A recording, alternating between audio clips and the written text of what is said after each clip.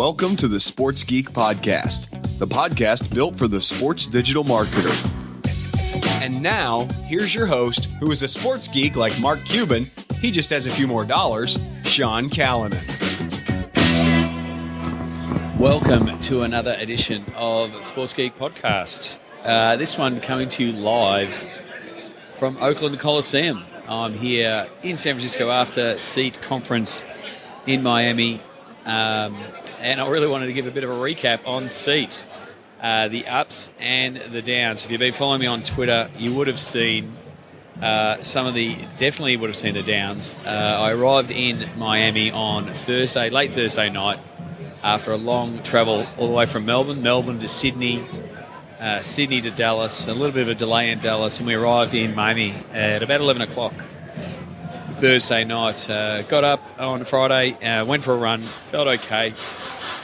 Did a bit of a tourist thing in Miami on Friday, and then started catching up with a few people that are already in.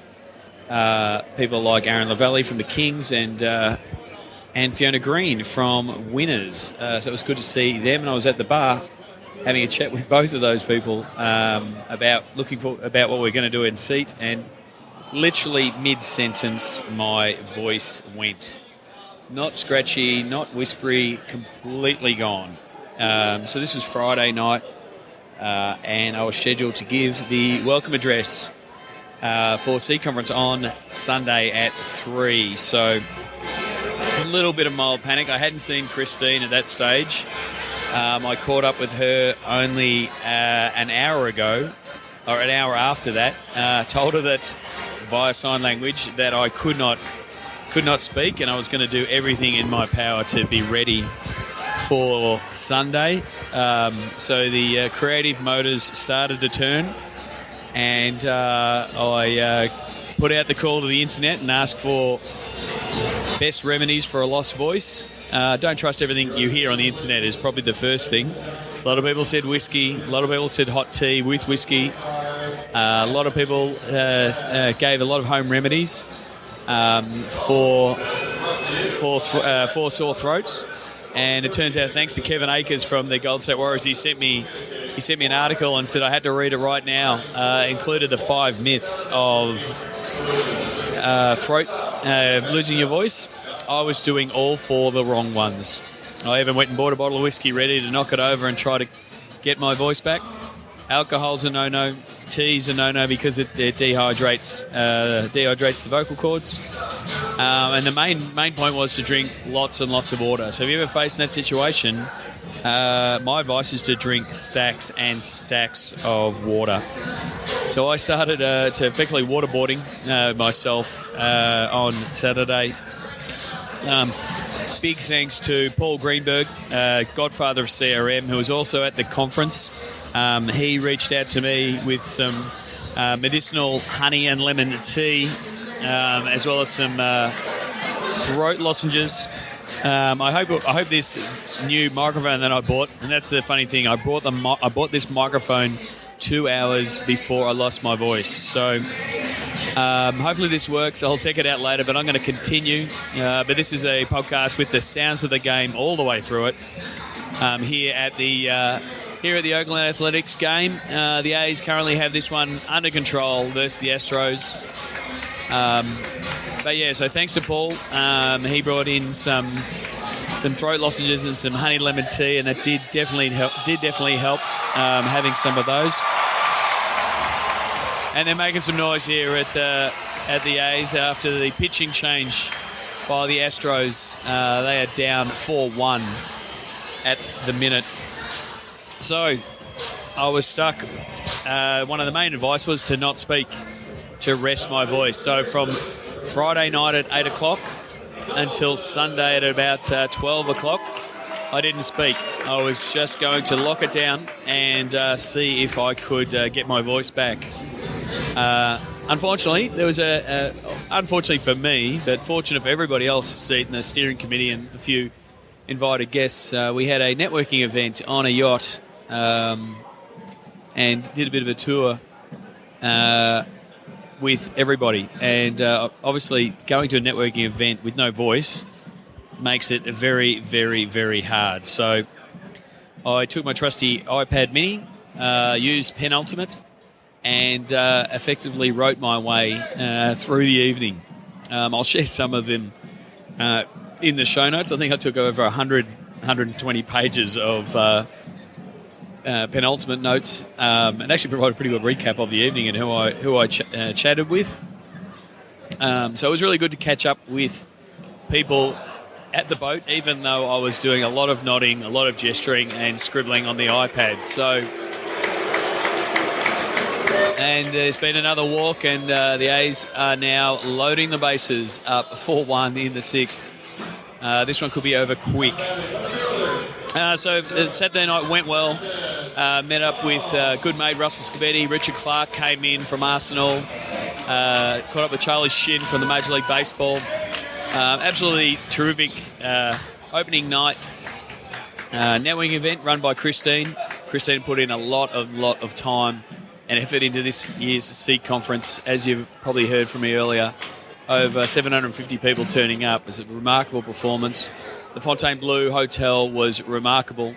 That Saturday night, the Pussycat Dolls were playing at the pool, and that one is out of here. That is a grand slam, ladies and gentlemen. There's sounds of the game, Oakland A style.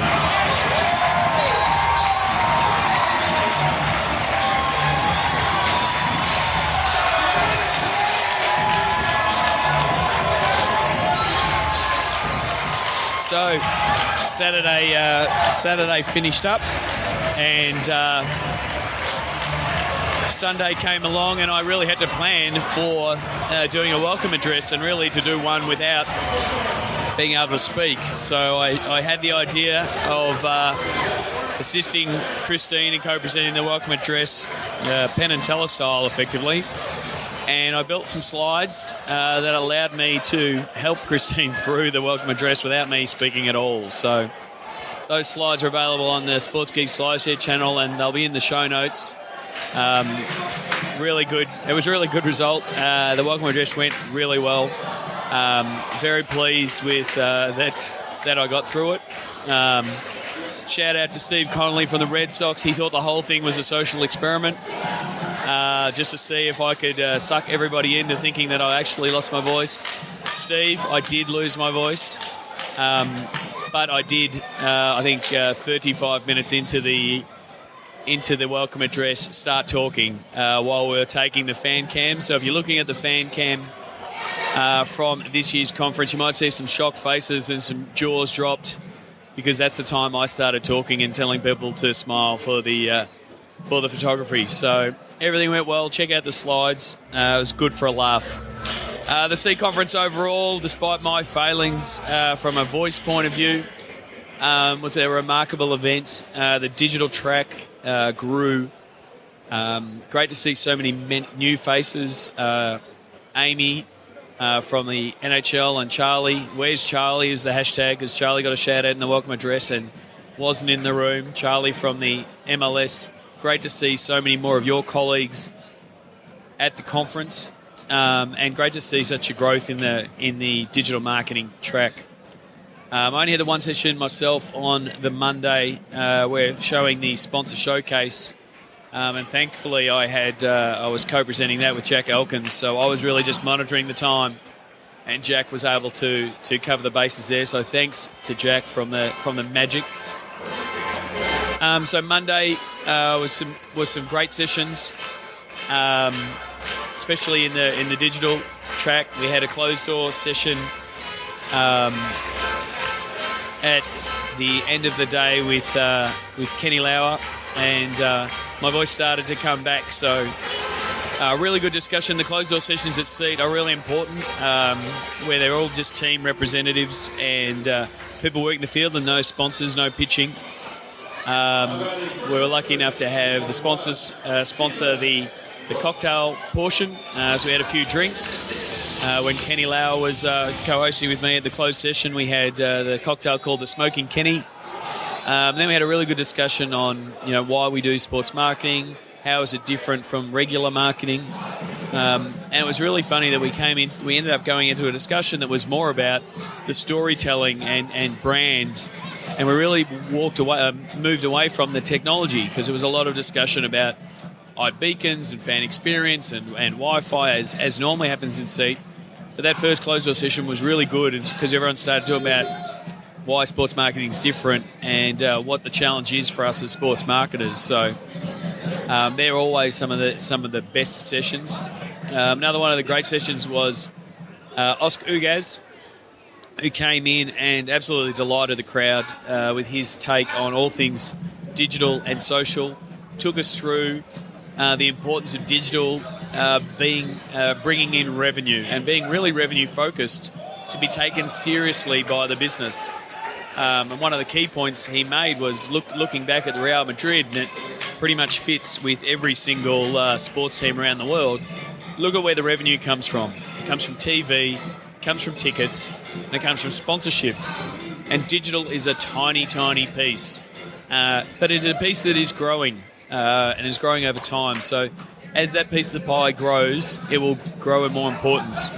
And it's really important for especially the people at Seat and everyone is listening. You're a champion of digital, is to keep championing digital throughout your organisation.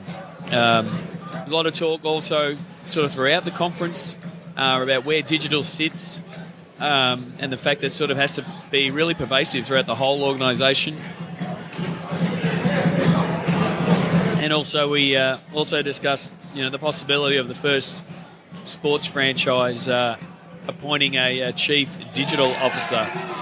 We think that will be a really big step for digital in the sports world, and sort of following the lead of brands around the world. So Tuesday came along, and I was really just hoping that my voice would come back to full strength. I had 4 sessions for Tuesday, and kicked it off with a keynote panel, a fan engagement panel with some representatives. Michelle, CEO of the NFL, Eric Johnson, thank you for coming in. He arrived at 2 o'clock in the morning the night before from ESPN. Joe from Major League Baseball Advanced Media, Jasper from Junior Gaspard from Experience, Fred Kirsch from the Patriots, and we discussed fan engagement. Sign up for Sports Geek News at sportsgeekhq.com/sign up now. And we're back. I was just rudely interrupted by someone who thought I was with a radio station. So where was I? I was talking about Tuesday, fan engagement panel. It was really good to talk about the life cycle of the fan and where they sit. So we talked about the fan that's in the stadium and having to engage them around making sure there's obviously access to Wi-Fi and those kind of things, to what ESPN are doing from a media point of view, and how important the fan on the move is. And then talking about what BAM are doing as far as how critical mobile is and how critical the out-of-market fan is and how they go about engaging them. And then we talked about how Experience upgrade apps to really increase the fan experience. So really, really fun discussion. One of the things we did sort of get to is that that traditional model of broadcasting's not broken, but it's definitely changed. And I mentioned Steve Sammartino's new book. You know Steve from Beers Blokes Business, but also you would know him from the Super Awesome Micro Project. His new book, The Great Fragmentation. It's definitely the case that the sports broadcasting world is going through the same thing, where now fans are consuming their sport across multiple platforms and across multiple devices. So it's definitely fragmentation coming to the world of sports, and so you have to think about that. And it was really good to hear from Fred Kirsch around how important the content was to his fans and how important it was to cater that content to what his fans wanted on the platforms that they wanted, because that was really nice lead in to my keynote presentation later in the day. Then the next session I had was with a few former podcast guests. I had Kenny Lauer from the Golden State Warriors, Oscar Ugaz, formerly from Real Madrid, now at Wonderman, and Richard Clark from Arsenal. And the fact that we'd already known each other made for a really interesting, relaxed conversation. Thank you for Kevin Cote taking a photo of the panel, and we really did have the whole world covered from a point of view. There you go. With Australia and Europe, the UK and the US.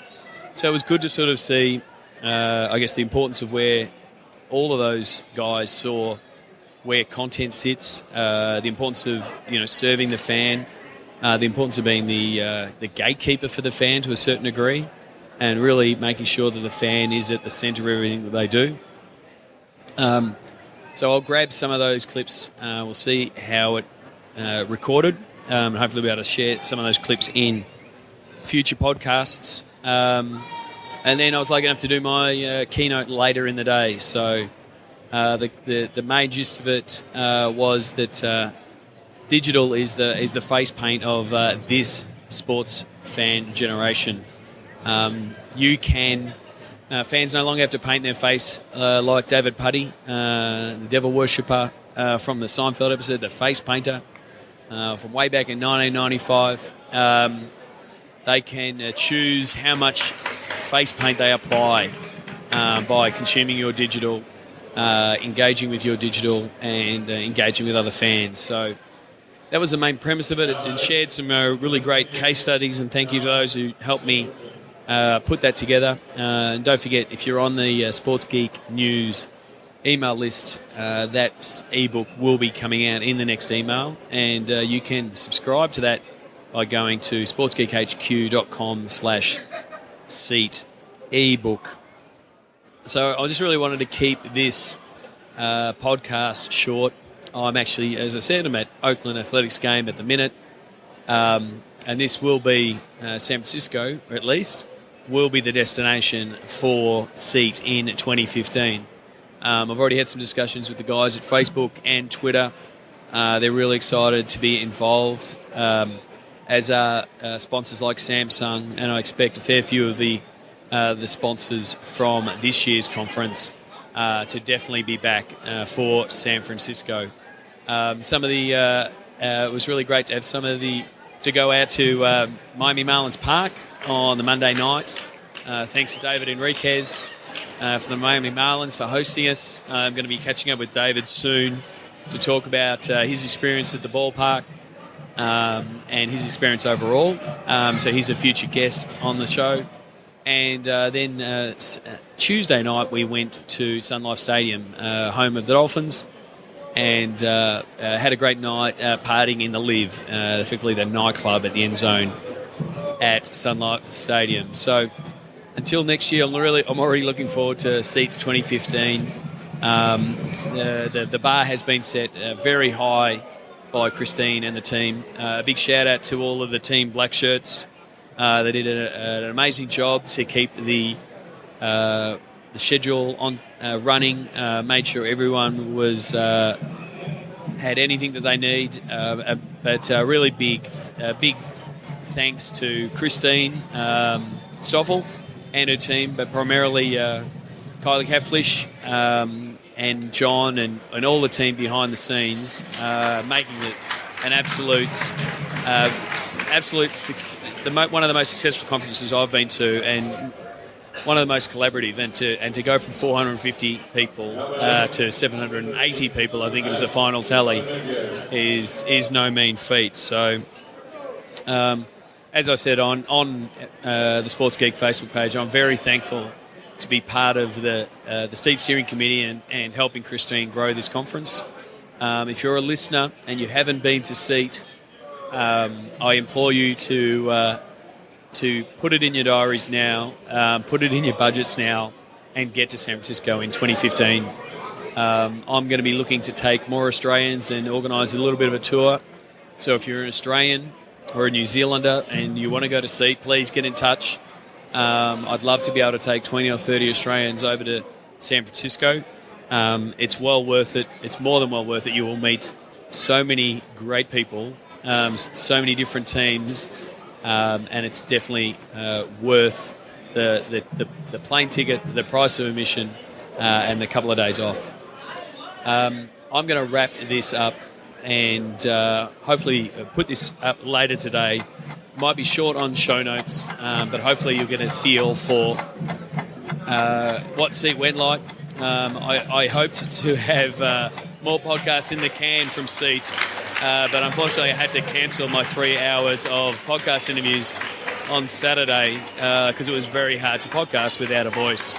But nevertheless, I have scheduled many interviews with people who are at Seat. They will be coming down the pipe very soon. So that's it from San Francisco in this case, or from Oakland. And until next week, my name is Sean Callender from Sports Geek, and thank you for listening. Check out which teams work with Sports Geek at sportsgeekhq.com/clients. Find all Sports Geek podcasts at sportsgeekhq.com/SGP. Please leave a review on iTunes. Go to sportsgeekhq.com/iTunes. Thanks for listening to the Sports Geek Podcast.